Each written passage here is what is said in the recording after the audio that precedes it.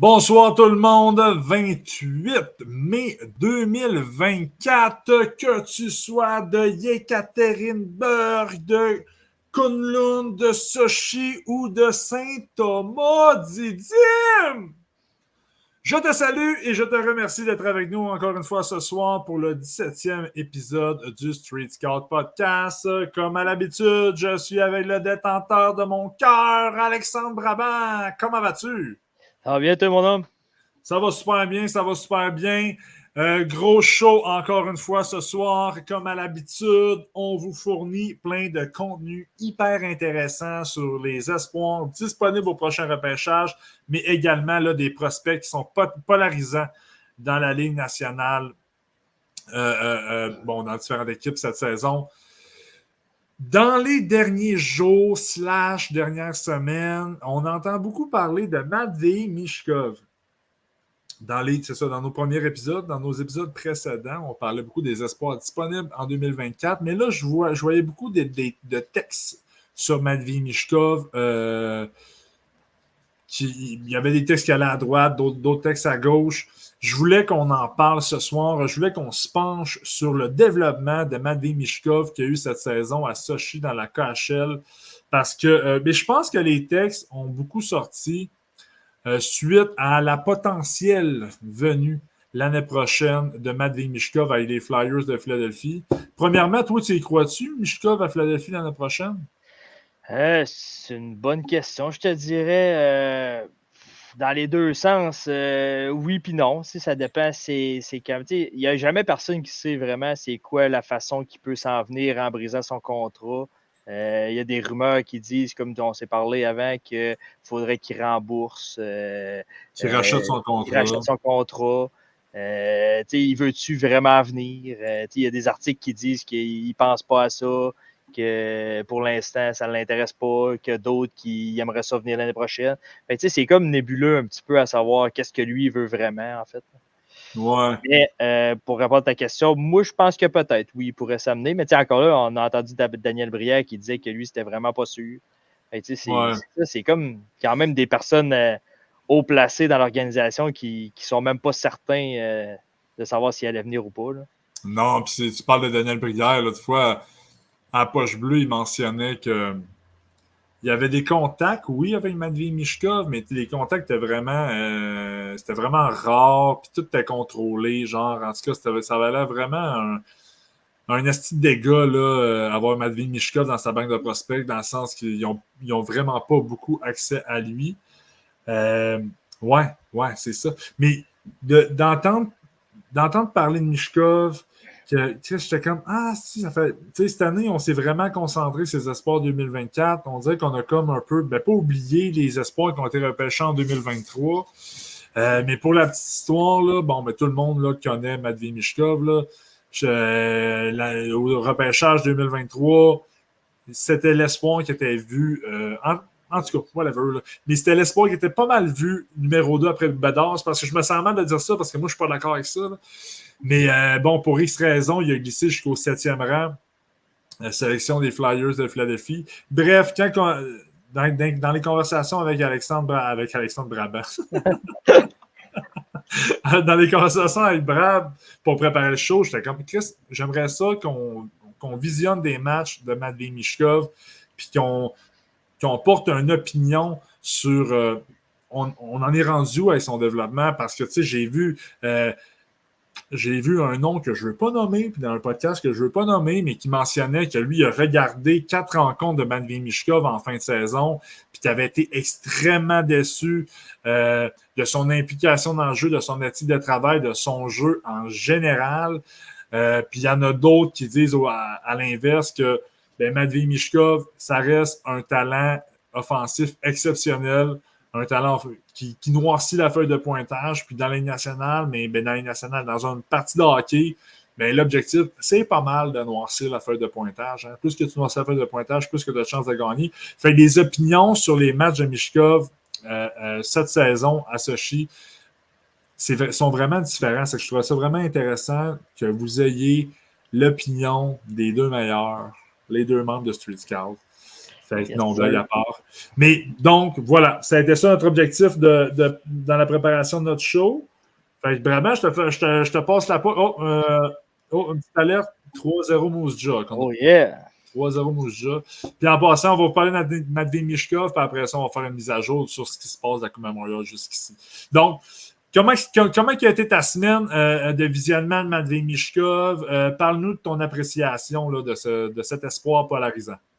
Moi, je te dirais que j'ai commencé, c'est comme tu disais, moi, j'ai regardé 4, je pense que toi aussi, tu as regardé 4. J'ai été un peu début de saison, 2 games milieu de saison, une game fin de saison. Puis après ça, j'ai fait un recap de tous les buts qu'il a marqués cette saison, puis toutes les passes qu'il a faites cette saison. Les revirements, il y a beaucoup plus de revirements que de takeaway, on va se le dire. Puis en général, j'ai quand même été déçu, je te dirais. En fait, déçu, je trouve qu'il n'a pas vraiment changé. Son éthique de travail est toujours la même. Quand tu ne le vois plus dans la caméra, c'est parce qu'à 4 passes, ça ne va pas bien dans la zone défensive. Tu te demandes il est rendu où, puis il n'est juste jamais arrivé en zone défensive. Fait que ça, c'est le même problème qu'il a toujours eu. C'est vraiment, sa force, c'est vraiment son sens du hockey. Il est toujours bien placé. J'ai remarqué aussi il ramassait souvent des rondelles libres. Ses buts, je pense qu'il y avait 20 ou 25 buts cette saison. Je pense que sur les 20 buts que j'ai regardés, ça a été genre 15 que c'était des garbage qu'il a ramassé dans le slot à se tenir à bonne place au bon moment. Ses passes, on parlait de fabricant de jeu. C'est un fabricant de jeu, mais à courte distance. C'est un bon passeur. Il distribue bien la rondelle. Un bon tir aussi. Son style est vraiment en zone offensive. Sinon, les 2 autres zones, on peut les oublier. Là. Mais c'est vraiment sa force, c'est son jeu de passe, son hockey sense, son tir. Puis sinon, j'ai vraiment été déçu de l'ensemble de sa game en général. Là. Je sais pas pour toi, c'est quoi ça avait. Comment ça avait été, là, mais. Ouais, avant de commencer sur Matvey Mishkov, je veux juste faire une petite fleur à notre chum JP Vandal qui nous écrit Let's Go. Puis ça me fait penser, allez visionner son podcast, La POC, podcast qu'il y a avec son chum Sylvain Rioux, Marc Penneau, Eduardo Ponce. C'est une petite gang de fous qui disent, qui parlent qui parle de l'actualité de la NHL, donc la POC. Puis la POC 15 sur Fireball. Alerte, les Vultures de Drummondville viennent de marquer un but. Oh. C'est 3-1 à Moose Jaw. De mon côté, Matvey Mishkov, j'ai regardé ses 4 derniers matchs de la saison. Puis, évidemment, là, dans les 4 derniers matchs de la saison, son style de jeu n'a pas vraiment changé. Mais juste rapidement, là, je vais passer un petit peu là, les quatre matchs. Le premier match que j'ai regardé, c'était contre Yekaterinburg. Sochi, c'était un match qui était à l'étranger. Sochi, se sont inclinés 2-1. Puis je pense que dans ce match-là, Mishkov a montré vraiment ce qui était Matvey Mishkov. Un fabricant de jeu exceptionnel, le meilleur de son équipe. Des mains de fou. Une vision du jeu incroyable. Mais tu sais, c'est parce que je lis mes notes, là, puis j'ai écrit qu'il était mort défensivement. C'est de... Tu peux être pas bon défensivement, mais lui, non seulement qu'il est pas bon, mais il se fout complètement de son jeu défensif. Puis tu le vois, là. Il arrive là, il sait, c'est un attaquant, il arrive dans sa zone, fait il sait qu'il faut qu'il se mette peut-être à 1 mètre de la ligne bleue à l'intérieur, entre la ligne bleue et son but, là. Il se stalle là, les 2 patins, 0 en mouvement, puis il fait juste tourner, puis il regarde la rondelle. Là, ça a l'air vraiment, c'est vraiment niaiseux ce que je dis, là, mais c'est littéralement ça qu'il fait, tu sais. Fait que, moi, je suis tout le temps dans une idée de projection, tu sais, dans la Ligue nationale. Il y a du monde qui va nous dire que quand Ilya Kovalchuk est arrivé dans la Ligue nationale, son jeu défensif il était vraiment exécrable. il l'a amélioré. Ça n'a jamais été une force, mais il l'a amélioré. Alexander Ovechkin est arrivé dans la Ligue nationale. Il avait un jeu défensif exécrable. Il l'a amélioré. Ça, il n'a jamais été excellent, mais il l'a amélioré. Puis ça a fait en sorte. Son implication défensive a fait en sorte qu'il a gagné une coupe. Mais toujours en marquant 60 buts. Là. Mais en fait, c'est un peu ça le problème de Michkov. C'est que non seulement il n'est pas bon défensivement, mais il ne s'implique pas. Il ne cherche pas à s'impliquer. Ça, c'est un gros problème que j'ai envers lui. Puis, tu sais, dans le deuxième match, là, ce qui était impressionnant dans mon deuxième match, c'est que Sochi jouait contre Kunlun, l'équipe chinoise. Kunlun, puis le match était à Kunlun. Il y a quelque chose de triste d'écouter un match de hockey à Kunlun. Pas un chat dans les estrades. Hey. 2 équipes pitoyables. C'était dégueulasse. On dirait que c'était de la MHL, genre. Fait que ça, c'était un peu capotant. Défaite de 4-0 de Sochi. Puis, dans ce match-là, à deux reprises, tu en as un petit peu parlé, le jeu est dans la zone de Sochi. Kunlun a la possession de la rondelle. Donc, Kunlun a la possession de la rondelle en zone offensive. Se font des passes pour tenter de créer des jeux et des occasions de marquer. Il y a un joueur qui est dans la zone neutre. C'est Matvei Michkov. Puis, no joke. No fucking joke. Il sort. C'est incroyable. Ça, je pense que la dernière fois que j'ai dit ce mot-là, c'était en 2004, genre. Mais c'est il loaf. Ah, c'est fou, là. Il scène sa ligne bleue adverse. C'est fou raide. C'est fou raide. Aussitôt qu'il pense que son joueur peut peut-être intercepter la passe, il est parti. Il fly. Ouais. C'est une lecture du jeu qui est complètement dégueulasse parce que cette lecture, parce que je sais pas, ce qu'il pense que ça va arriver, ça n'arrive jamais. Parce que tu as une équipe qui est en contrôle de la rondelle qui est dans une légère position de 5 contre 4 parce qu'il est toujours parti. C'était vraiment. Ouais, c'était vraiment. Je suis abasourdi un peu là, de son style de jeu. Ouais, je suis un peu. Pour vrai, je ne sais pas quoi en penser parce que je me dis. Je vois ça, la projection est très difficile à faire dans la nationale. Sauf que je me dis en même temps, c'est des petites choses qu'il peut améliorer pour être un élément solide dans la Ligue nationale. Parce que son talent offensif, il est là 100%. Drummondville vient de scorer 3-2. Ouais. Fait, je suis un peu embêté. Là. Je suis un peu perdu là-dedans, là, mais visiblement, moi, c'est des matchs que j'ai écoutés en fin de saison. Quand il s'est fait repêcher, son jeu défensif a été critiqué. 1 an plus tard, pratiquement, son jeu défensif, il ne s'est pas amélioré. Fait ça, c'est un fait. T'sais. Puis son jeu offensif, il est aussi bon qu'il était. Je veux dire, j'ai pas vu nécessairement une amélioration dans son jeu offensif aussi, mais son jeu offensif demeure excellent.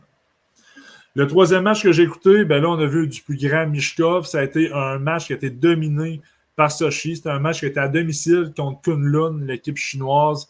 Victoire de 6-3 de Sochi. 2 buts, 1 passe pour Matvei Michkov. On était dans un match qui était dominé par Sochi, où Sochi avait beaucoup la possession de la rondelle. Donc, c'était une situation dans laquelle Michkov était en valeur. Le jeu était beaucoup dans la zone offensive. C'est dans ce temps-là, Michkov est bon. Là. Sur l'avantage numérique, c'est une arme très, très, très dangereuse. C'est pas le plus rapide, par exemple, Michkov, que j'ai trouvé, là. Mais c'est ça. Dans un contexte où un match est dominé par son équipe, il paraît super bien. Puis le dernier match que j'ai écouté, mais ça a été une défaite de 5-2. Michkov n'a pas fait de points. Mais encore une fois, défensivement, c'était extrêmement, extrêmement, extrêmement, extrêmement difficile. Puis ce que j'ai... puis je trouve qu'on n'en parle pas beaucoup de ça. Peut-être parce que tout le monde le sait, là. Mais c'est un joueur qui mesure 5 pieds 10 et qui paye genre 155 livres. Fait que tu sais, c'est pas... il est pas gros, puis il est pas fort.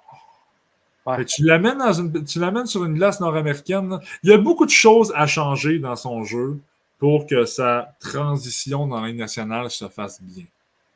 Est-ce qu'il peut amasser 1 point par match dans la Ligue nationale? La réponse est oui. Sauf que a-t-il le vouloir, la volonté d'améliorer ces petits aspects de son jeu qui sont négatifs? J'en doute. J'en doute. Donc, voilà un peu mon analyse de Matvei Michkov. Mais moi, j'ai une question à te poser, là. Mettons que Matvei Michkov s'appelait Mathieu Marois. Puis qui jouait dans CHL. Bah, ouais, mettons qu'il ne jouait pas dans le KHL, parce que je pense pas que Mathieu Marois irait jouer dans le pays de Vladimir Poutine, quand même. Mettons que Mathieu Marois, man, puis il joue, on va le mettre dans un marché intéressant là, dans la GMQ. Là. Mettons Halifax. Il joue à Halifax, Mathieu Marois, puis qu'il a les mêmes compétences que Matvei Michkov. Est-ce qu'au repêchage 2023, tu le repêches deuxième? Oui. OK. Oui. Parce que c'est un peu ça qu'on parlait off-cam. Quand tu disais, tu sais, que. Ben, un peu, on le sait tous, mais que l'aspect, les joueurs russes qui jouent en Russie, mais ça refroidit beaucoup les dirigeants des ligues, les dirigeants des équipes de la Ligue nationale. Puis Mishkov, mais c'est pour ça qu'il a glissé septième. Donc, tu le prends deuxième? Je pense que oui. Je pense que, tu sais, comme tu parlais, son hockey sense, ses mains, son tir, c'est des choses élites. Puis comme tu dis, là, on parle de Russes en général, mais tu sais, t'as ton. Comment tu l'avais appelé, Marois? Mathieu Marois. On va se le dire que l'éthique de travail, mettons, d'un joueur québécois ou d'un joueur autre origine que russe, ou on peut dire des Finlandais, on peut dire chacun a le style de jeu différent. Ouais, mais là, je te donne un Mathieu Marois qui est identique à Matvei Michkov. Identique, qu'il Ouais, y a la fond, même. je te disais Mathieu Marois juste parce qu'il ne joue pas dans le KHL. Il n'a pas un contrat qui finit en 2032. C'est vraiment, c'est Matvei Michkov, mais c'est juste parce que je le sais qu'il va s'amener NHL sûr, je pense que je le guesserais, oui. Peut-être pas deuxième, mais je l'aurais guessé avant septième, admettons. Intéressant, intéressant. Pour à titre informatif, souvenir. Connor Bedard est sorti deuxième. Premier. Carlson deuxième. Fantilli. Troisième. Will Smith. David Renbacher. Simachev. Mishkov. Ryan Leonard. C'est intéressant. Je te pose la question parce qu'en te posant la question, je réfléchissais parce que moi, pour vrai, je ne le sais pas. Mais en même temps, là, savoir que Carlson, deuxième, a joué NHL puis il a eu une bonne saison. Savoir que Fantilli a joué NHL puis il a eu une bonne saison. Ouais. Et là, ça remet un peu en question. Ouais, c'est sûr. C'est plus facile de ce sens-là de dire OK, ben non, je le prendrais peut-être quatrième parce que les deux autres ont joué NHL aussi. True. Mais tu sais, pas le savoir puis que tu vois le talent offensif de ce joueur-là avant que la saison soit débutée. Probablement, j'aurais pris deuxième. Puis probablement que tu aurais eu une petite saison offensive là, avec Halifax, là, parce qu'il aurait joué Mathieu Catafort et le gars, il est parti danser. Dylan McKinnon. Ouais, c'est intéressant. Moi, je me pose la question gros parce que moi, ce que je critique. En fait, c'est pas son jeu défensif que je critique parce qu'à son année de repêchage, on savait que c'était pas bon. On sait que c'est pas bon. Puis on sait que ça sera pas bon. C'est plus son manque de volonté. Son éthique de travail. Ouais. C'est ça. Il n'y a pas de l'air à vouloir changer. C'est plus ça qui est tannant. Si on aurait vu une amélioration de l'année passée à cette année, on aurait dit OK, peut-être qu'il fait des efforts, mais là, c'est vraiment. Je te dis, la caméra était juste plus là. Il était dans la zone défensive, puis lui, il était carrément au bord. Ou genre, c'est change-up sous des back-checks.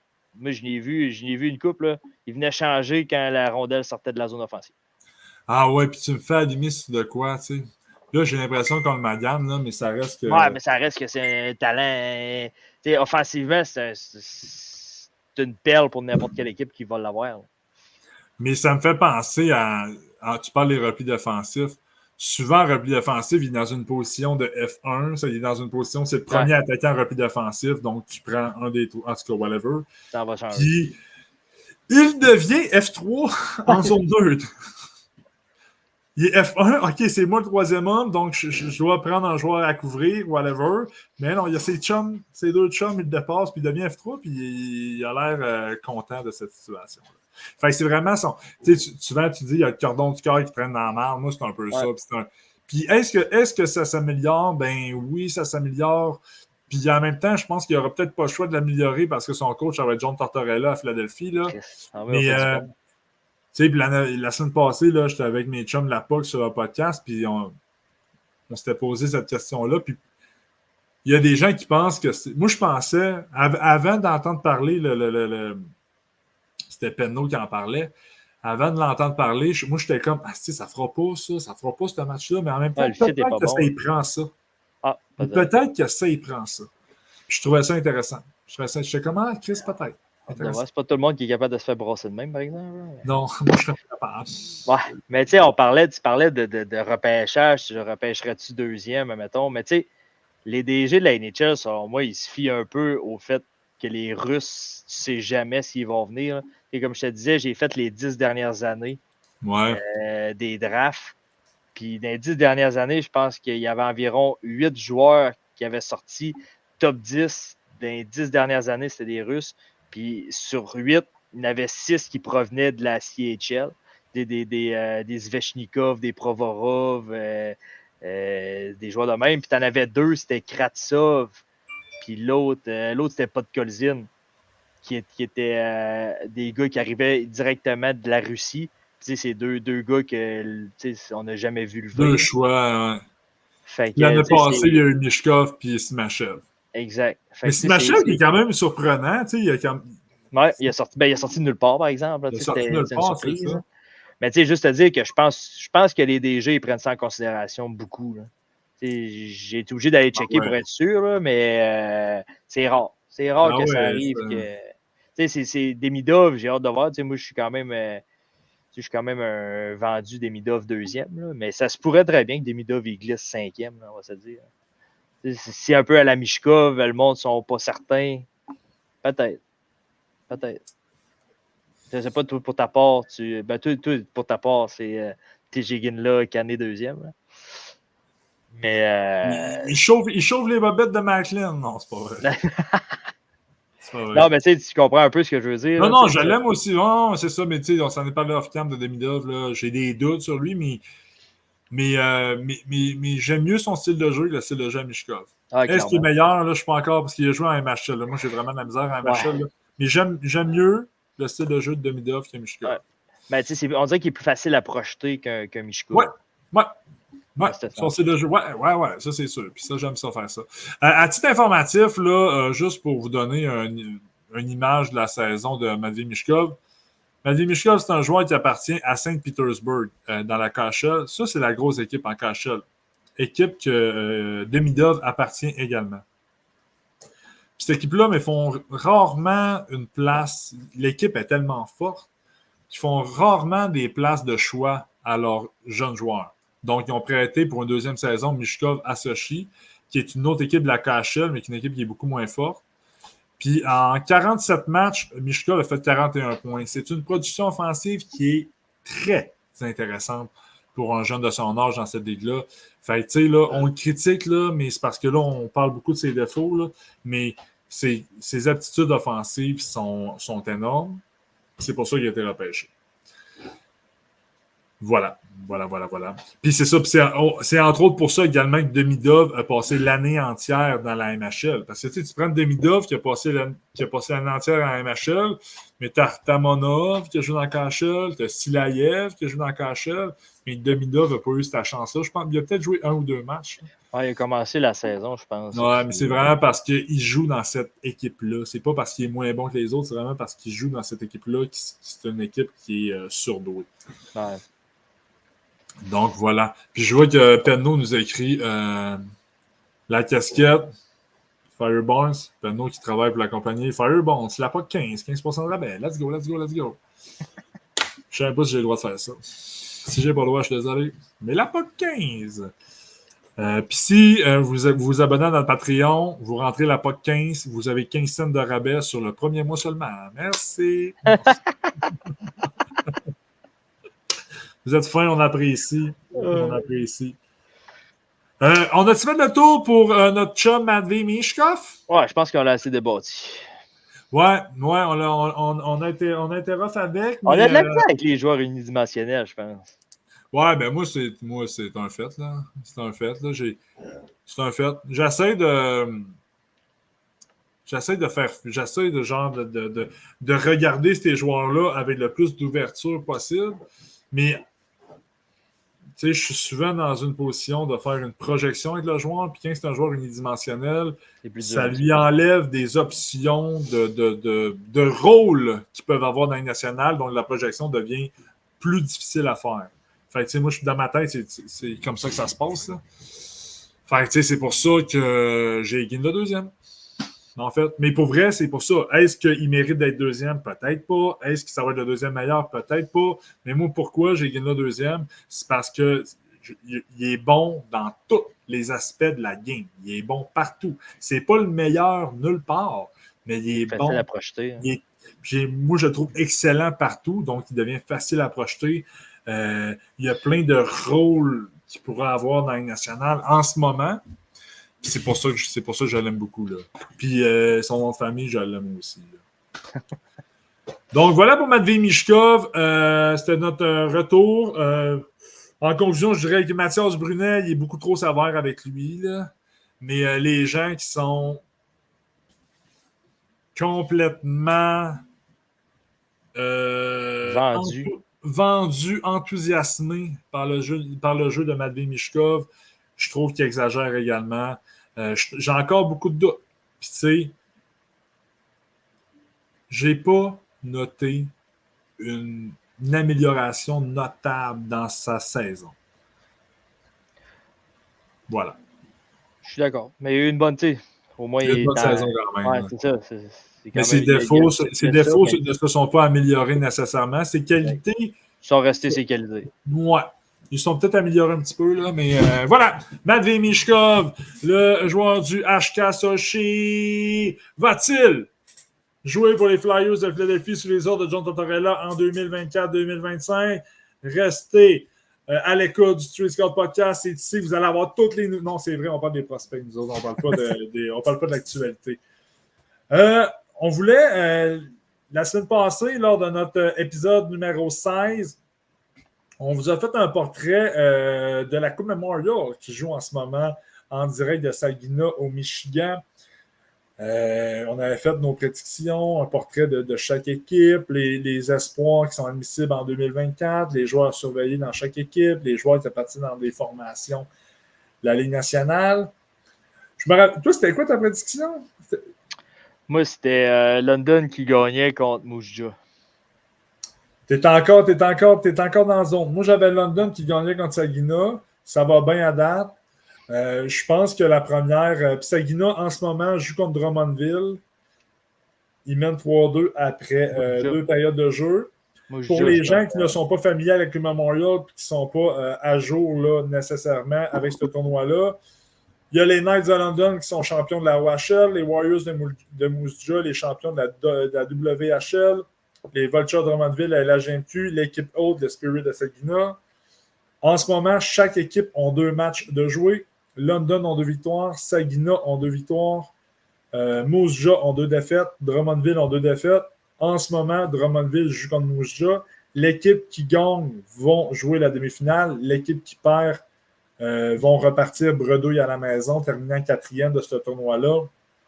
Donc, en ce moment, c'est 3-2 pour Moose Jaw après 2 périodes de jeu. Donc, on va faire une mise à jour de ce qui se passe dans ce tournoi-là. Il y a eu 4 rencontres. Avant la rencontre de ce soir, il y a eu 4 rencontres qui s'est jouées. Je pense qu'on peut observer, tu regardes les statistiques, là, tu l'observes facilement, là, mais je pense que tu vas être d'accord avec moi, on a visionné les matchs, que les équipes de la Ligue de l'Ontario sont très solides. Là. Même si l'équipe haute de Spirit là, sont là simplement parce qu'ils sont l'équipe haute, c'est des line-up qui sont très solides, là, puis on le voit sur la patinoire. Là. Ça n'a pas été tout dévolé, là, ça a été des matchs serrés, là, mais quand même, on voit que les Knights et le Spirit sont une coche au-dessus que les Warriors et les Vultures. Es-tu d'accord avec ça? Entièrement d'accord. Malheureusement, mais entièrement d'accord.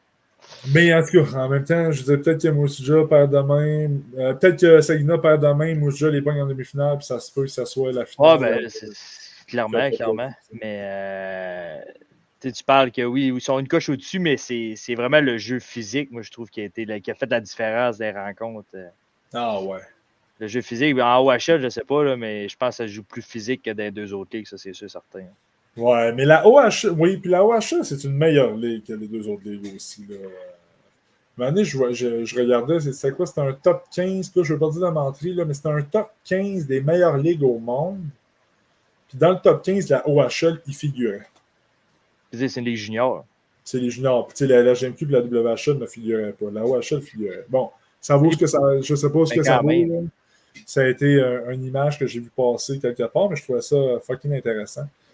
Fait que si on passe match par match, il y a eu 4 matchs qui ont été joués, puis on jase de ces rencontres-là. Le tournoi s'est ouvert vendredi passé. L'équipe haute de Spirit de Saginaw jouait le premier match contre les Warriors de Moose Jaw. Ça a été une victoire relativement serrée du Spirit, 5-4. Quelles ont été ton opinion sur cette rencontre-là?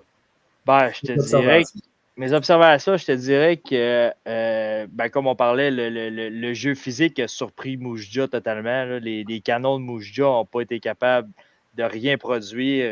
Les Yaga Ferkus et les Mathieu Savoy se sont fait éteindre.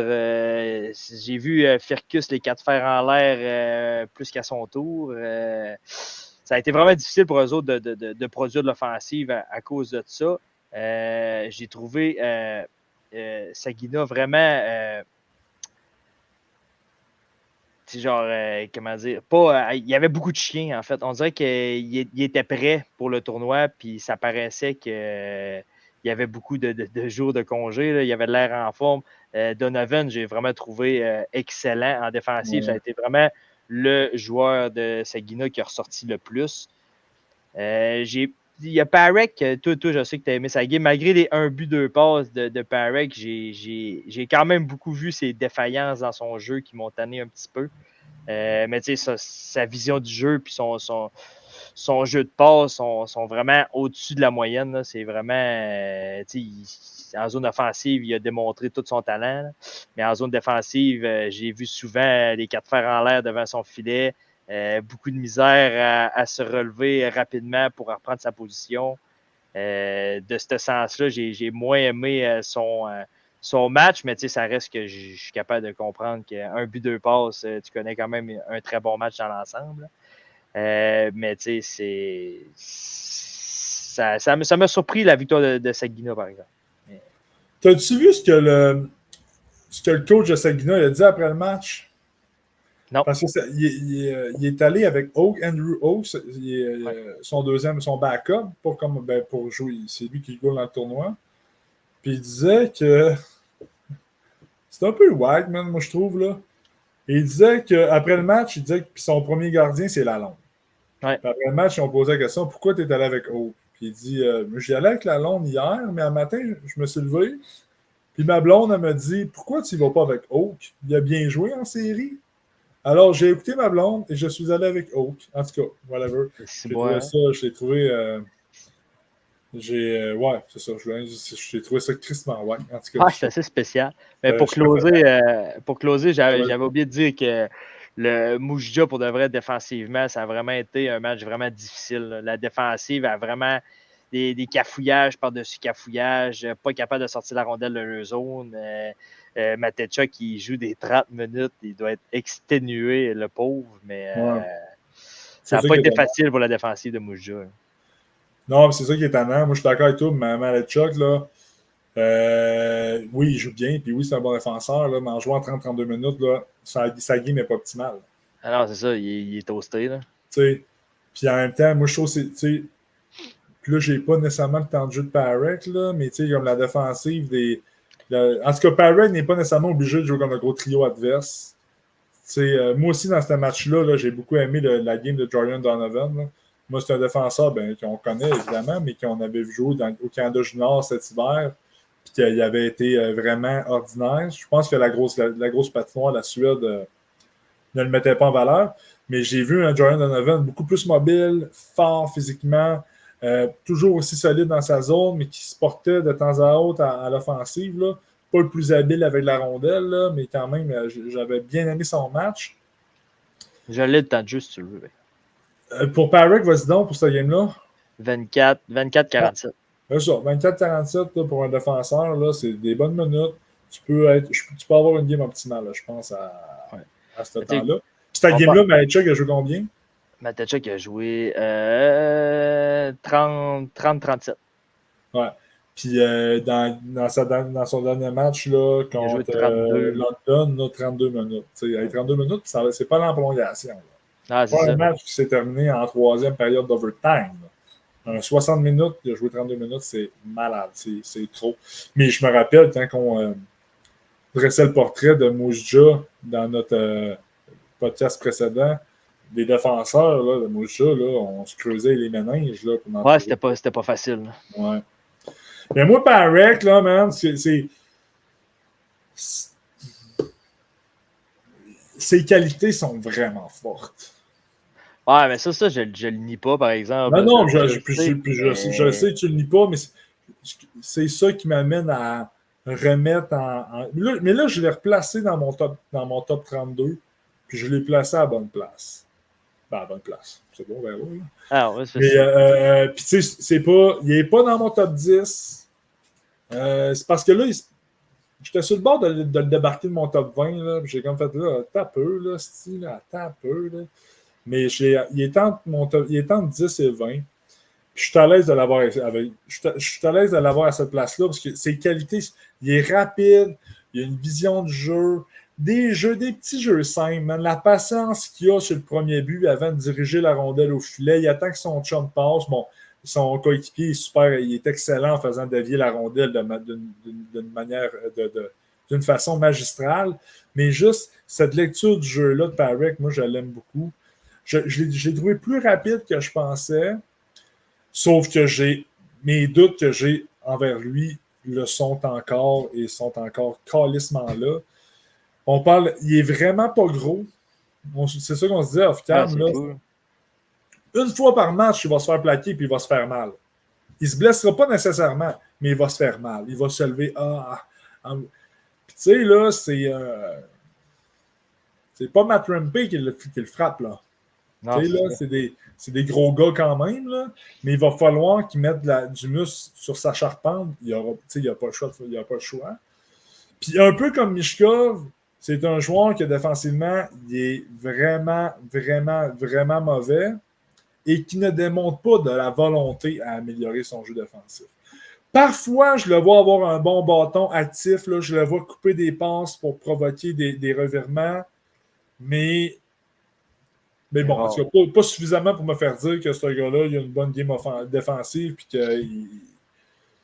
qu'il s'efforce à améliorer sa game défensive. Mais Colin, que ses qualités sont fortes, là, ouais.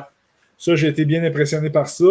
Puis un peu comme tu l'as dit, ben, Moujja, tu regardes le line-up de Moujja, tu fais « Wow, Tabarouette, Maletchuk, Savoy, Furcus, Jagger. » T'es comme « OK, cette équipe-là peut gagner. » Mais il n'y a pas de profondeur. Ah, zéro bin ball. Il n'y a pas de profondeur.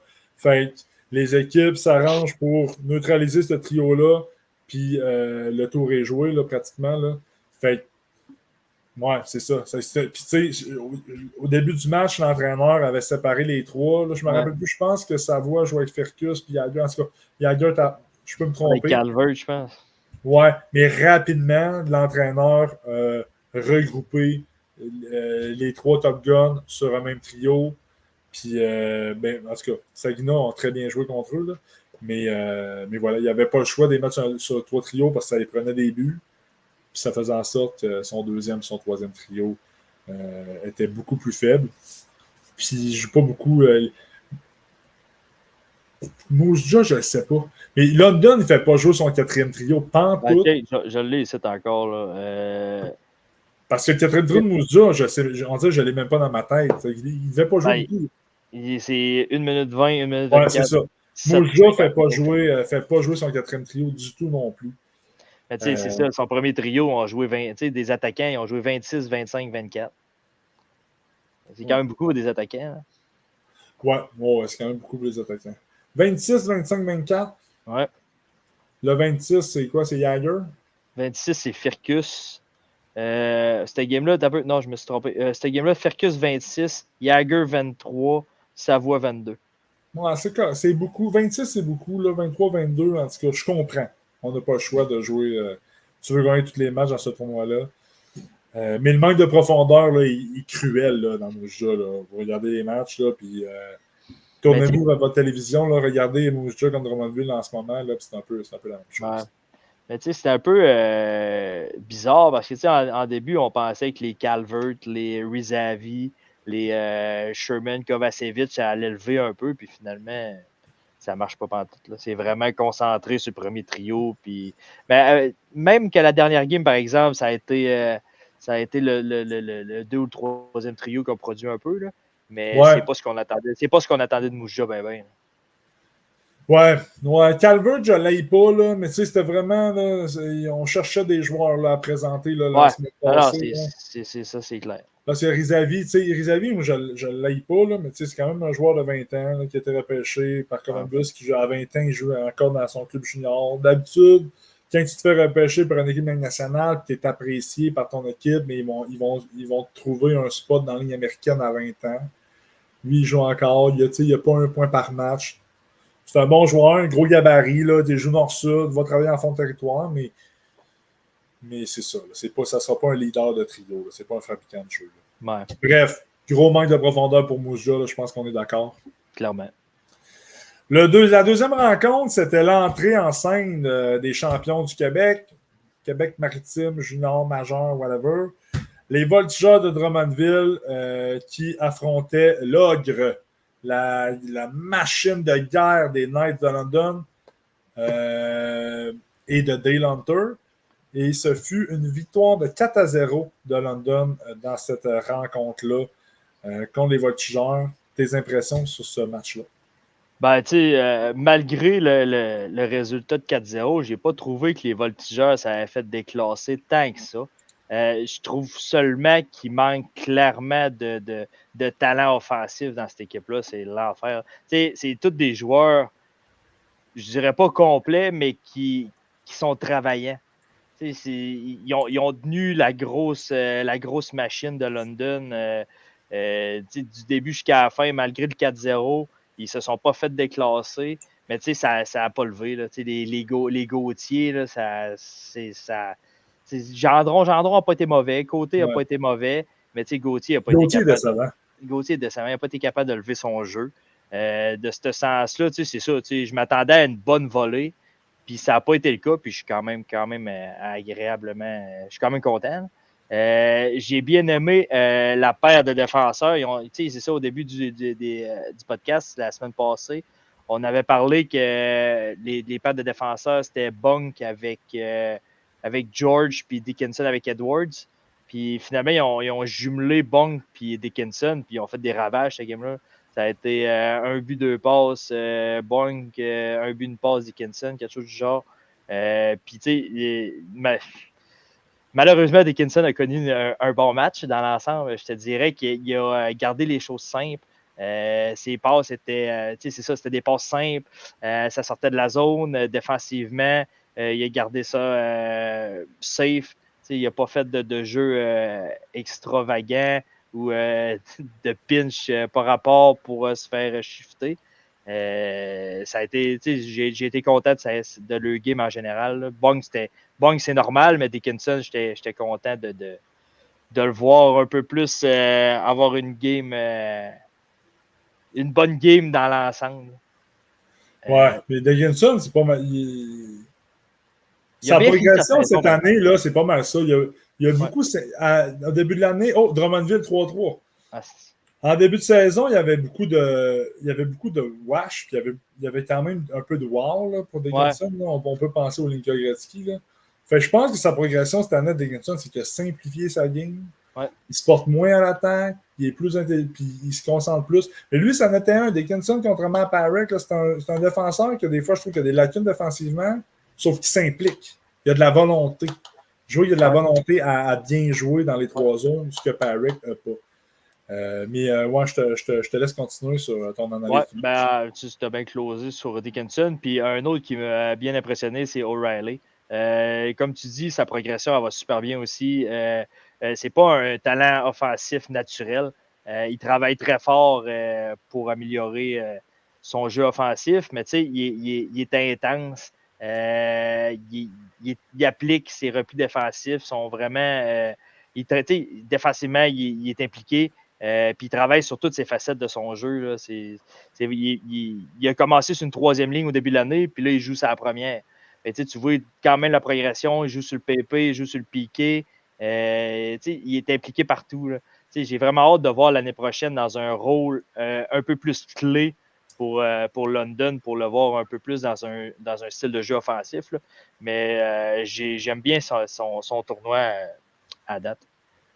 Ouais, par plus, London, l'année prochaine, il va encore être bon. Là. Ouais. Bong qui peut revenir, Dickinson va revenir, O'Reilly va revenir, Altunen peut revenir. J'imagine Barkey peut revenir. Barkey, c'est en 2005. Cohen, c'est en 2005, il peut revenir. Cohen, je pense, en tout cas, ça se peut que Cohen il reste en haut. Là. Je pense aussi. Il sera encore fort. Là. Il sera encore fort. Ça se peut qu'on les voit l'année prochaine à Rimouski, London. T'avais-tu terminé? Oui. Ouais. Mais moi, j'avais un peu noté les mêmes choses que toi. Malgré le score, j'avais aimé quand même l'effort des Vultures de Drummondville, notant au passage qu'Alexis Gendron avait été le meilleur joueur de l'équipe. Grosse déception d'Ethan Gauthier. Puis, pas nécessairement dans ce match-là, mais dans le tournoi jusqu'ici, là j'écoute le match là, du coin de l'œil. Je ne peux pas vous dire s'il y a un bon match ce soir. Là. Mais, comparativement à sa finale contre Bécamo, ce qui a été... il avait vraiment été fort. Ethan Gauthier avait été impliqué. C'était la bougie d'allumage de son équipe, dérangeait l'adversaire, remplissait le fil adverse. On le voit moins dans la Coupe Memorial. Là. Ça, c'est un peu ma déception des Voltigeurs. Mais c'est ça, malgré la défaite de 4-0, bel effort des Voltigeurs. Voilà. Moi, j'avais noté Oliver Bong, meilleur joueur de ce match-là. Il a dirigé cette rencontre-là. C'était corps arrière, bon gabarit. Dans les coins de patinoire, dans sa zone. On s'en va dans la zone offensive. Il est bien impliqué. Bref, j'avais adoré son match. Puis moi, j'ai un petit coup de cœur pour Ruslan Gazizov à London. Ouais. C'est un attaquant de 19 ans qui n'est pas repêché, qui est classé, par exemple. Là. Mais j'adore son match. Bon, pas le meilleur défensivement. Là. Genre, là, Ouais, c'est vraiment pas le meilleur défensivement. Sauf que j'aime son apport offensif, un beau lancer sur réception, puis dérange l'adversaire. C'est un petit baveux. Là, j'aime bien son match. Là. De là, je ne sais pas s'il va se repêcher. Là, il a quand même 19 ans. Mais en tout cas, dans le Coupe Memorial, moi, je ne le connaissais pas beaucoup. Là, puis c'est mon petit coup de cœur à London là, jusqu'ici. Puis, t'as-tu vu le reportage sur Gaziza? Non. RDS? Ben, c'était bon. Ce joueur-là, là, il ne parle pas français et il ne parle pas anglais. Il parle juste russe. Mais il ne dit pas un Christ de mot anglais. Fait que London, je pense que c'est leur 3e goaler, là, c'est un russe, là, c'est un Medvedev. Là. Fait que le gars, là, calisse que c'est drôle. Je vais te l'expliquer, mais ça ne sera pas drôle, mais genre, en l'écoutant, c'était fucking drôle. Fait que dans le fond, il y a un interprète, puis l'interprète, c'est le 3e goaler. Ça va être le gars qui fait l'entrevue, il fait me poser la question. Il pose une question. Je ne me rappelle plus quoi la question. Genre,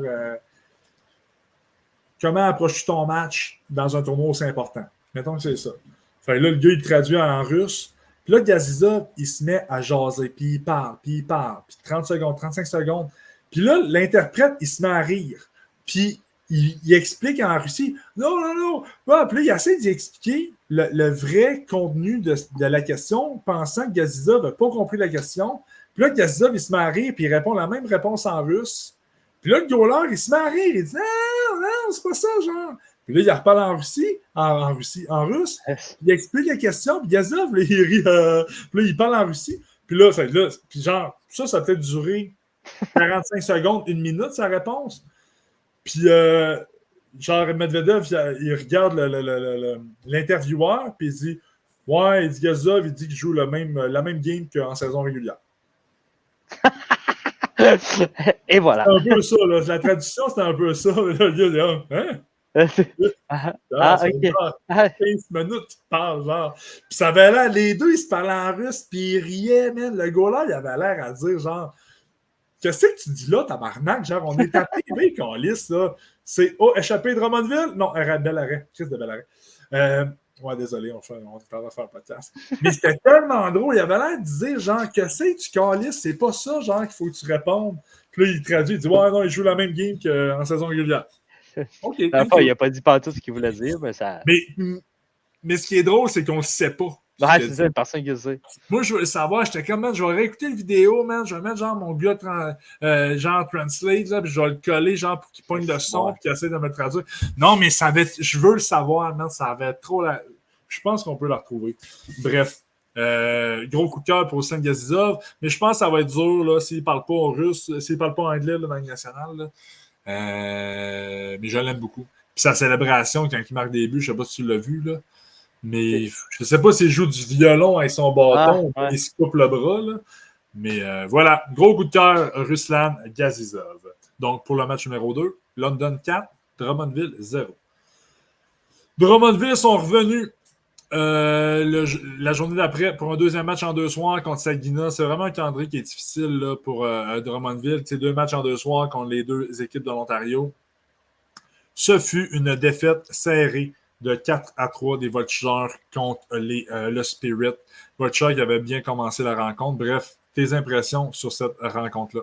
Oui, ben un peu comme tu as dit, la première période a été dirigée par les Voltigeurs. Ils ont pris d'assaut Saginaw. Si le match aurait été de même, les 3 périodes, les Voltigeurs l'auraient emporté. Mais en deuxième et en troisième période, les Voltigeurs ne se sont pas présentés. Saginaw a repris le dessus, puis ils ont contrôlé la deuxième et la troisième période. Ça a été dommage un petit peu parce que la rencontre avait bien commencé. Là. Ça avait bien levé. J'ai bien aimé le travail de son prénom, par exemple. Je vais le massacrer. Je vais dire Komarov. Zvevolod Komarov. On a vu un peu pourquoi il avait été nommé MVP des playoffs dans la LHMQ. C'est vraiment le joueur qui a dirigé les Voltigeurs durant la rencontre. Autant son jeu défensif que son apport offensif. Il n'y a pas un gros coup de patin, mais j'ai vu des bonnes mains, un bon tir devant son filet. Il joue de l'épaule quand même pas mal, il joue du bâton. J'ai bien aimé sa game dans l'ensemble. Puis sinon, malgré son 12 minutes de jeu du côté de Saginaw, Michael Misa nous a montré pourquoi il était un des meilleurs joueurs du repêchage de l'année prochaine, avec 3 passes. C'est vraiment un très bon fabricant de jeu. Là. Il a vraiment une excellente vision du jeu. Puis c'est ça, je ne sais pas pourquoi il a juste joué 12 minutes dans le match, là, mais 3 passes en 12 minutes, il faut quand même le faire. Là. Mais sinon, ça a été mon joueur du côté de Saginaw. Moi, ce qui m'a impressionné dans cette rencontre-là, c'est je trouvais que les défenseurs du Spirit se portaient tellement beaucoup à l'attaque, là, ça fragilisait beaucoup la défensive des Voltigeurs. C'était assez exceptionnel. Puis, tu sais, des Donovan, là, même c'est quel gros capitaine Haché, là? Haché, ouais.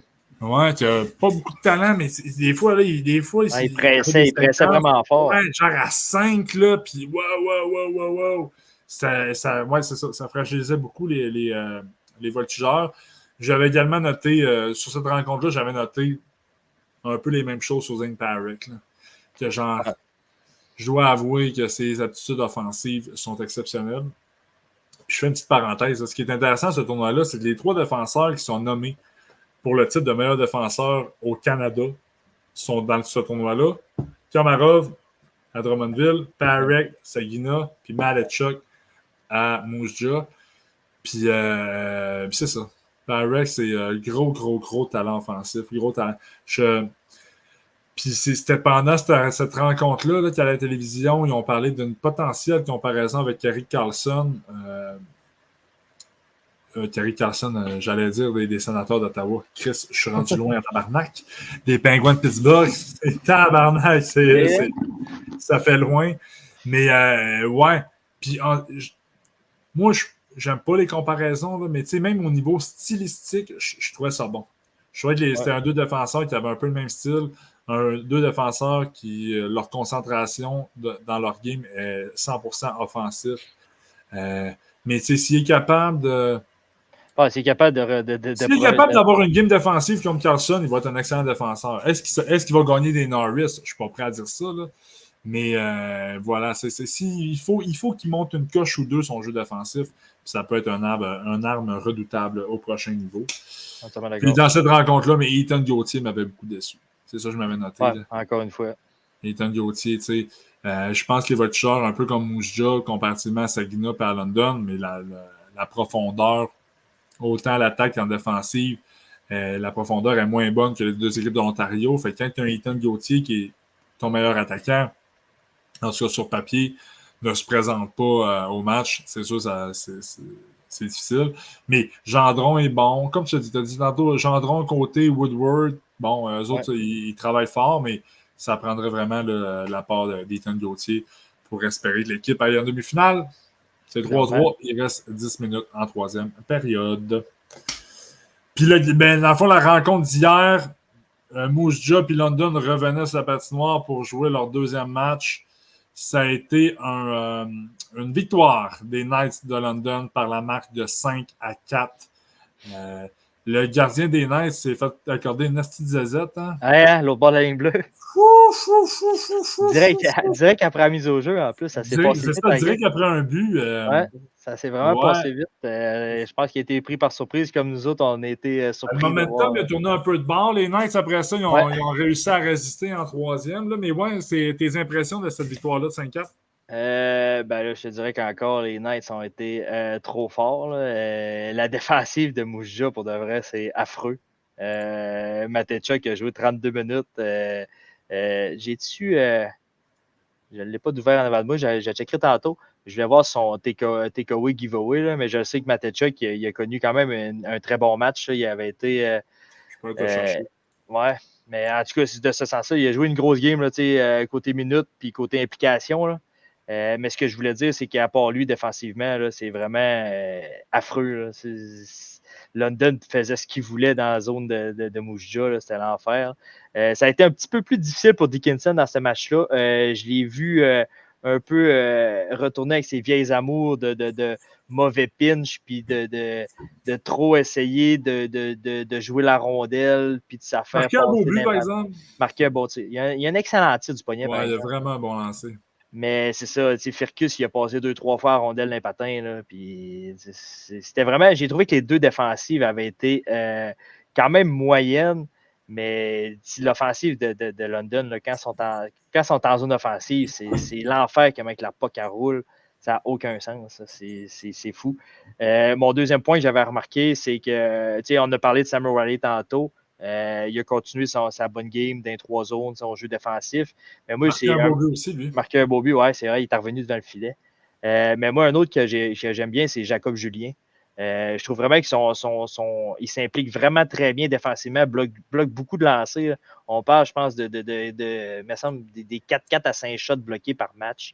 Il ne fait pas beaucoup de points, là, loin de là, mais j'aime vraiment son implication, puis il apporte un peu de jeu physique. Là. Il semble qu'il y a un gros gabarit 6-2. 6-4, je pense. 6-4. Puis de Sim aussi. Les deux, je pense qu'ils jouent sur le même trio. Puis c'est deux gars quand même assez physiques. Ça a brassé Mousja pas mal. Là. Firkus, il y a eu de la misère encore une fois. Puis mon troisième point, ça a été Mathieu Savoie. Même si ce gars-là joue 25 minutes par match, je trouve qu'il perd des plumes. Depuis le début qu'il s'est fait repêcher, on dirait que je ne le vois pas beaucoup progresser.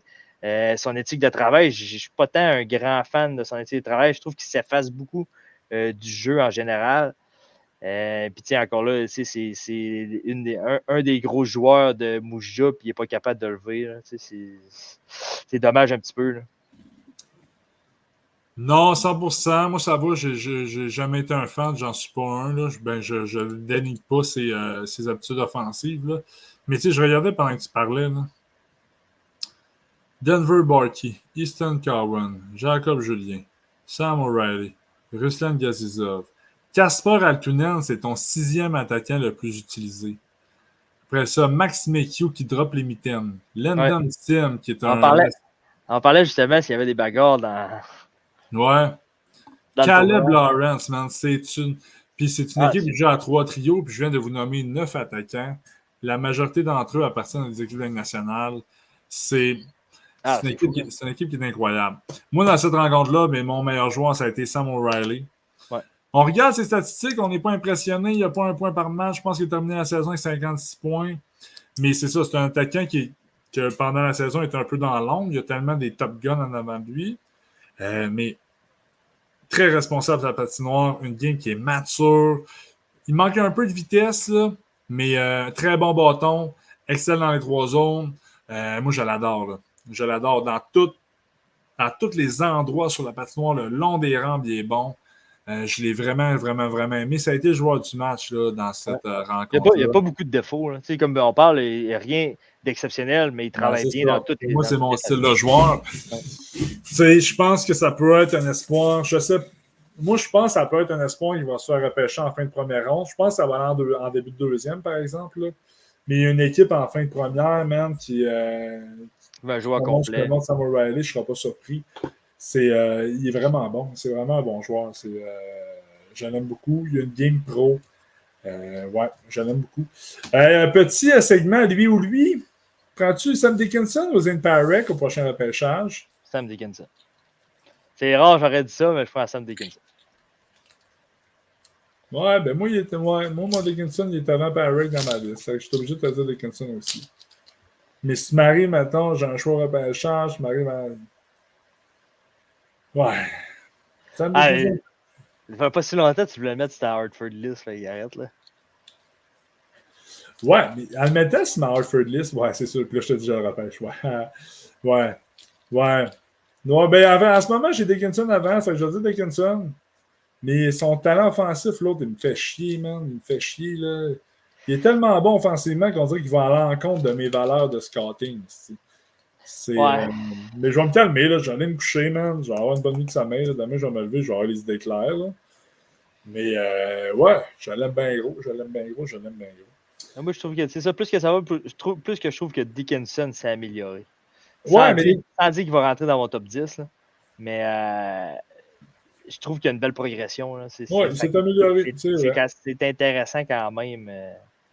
S'il peut arrêter ses folies des fois, là, mais Dickinson. Ouais, moi, j'ai Dickinson. Depuis que tu m'as parlé de la Hartford List, c'est bien correct. Je vais arrêter d'être bipolaire, hein, puis ça va être Dickinson aussi. Mais je suis vraiment. Ben, je vais aller voir. En ce moment, j'ai Parek. On va donner un petit scoop à nos auditeurs. Là. En ce moment, sur la liste de Brass, Zane Parek est au. Bon, je suis à l'aise. Sévère, mais à l'aise. 18e. 17, moi. Ah, intéressant. C'est qu'on. On s'en ressemble un peu trop, par exemple. Mais ouais, c'est correct. Je pense. Ben, moi, j'ai pas ce petit gars comme toi, par exemple. Ben, je sais pas, il est où. Écoute, c'est ça, je sais pas, il est où. Ouais, la game des voltigeurs, c'est 3-3, il reste 6 minutes. Les voltigeurs, 47 lancés, Mouja, 24. Et de tabarnak. Ouais. Hey, 21-2 en troisième période des tirs. C'est l'enfer. 21-2. C'est l'enfer. C'est pas mal tout pour le show de ce soir. La semaine prochaine, on va revenir, on va closer la Coupe Memorial. Ça devrait être complété, oui, monsieur. Yes. Si vous avez des suggestions de sujets, let's go. Sinon, on va vous parler des espoirs là, du prochain repêchage. Dans les prochaines semaines, on veut vous parler de notre Hartford List. On veut vous dresser un top 100. Donc, on retourne à la table à dessin pour additionner les visionnements, pour vous donner le plus d'informations possibles sur les différents espoirs disponibles au prochain repêchage en 2024 de la NHL. T'as-tu un mot à terminer, mon ami? Non, c'est tout pour moi. Merci d'avoir été là, la gang. On se voit la semaine prochaine, mardi 8h30. Ciao, ciao!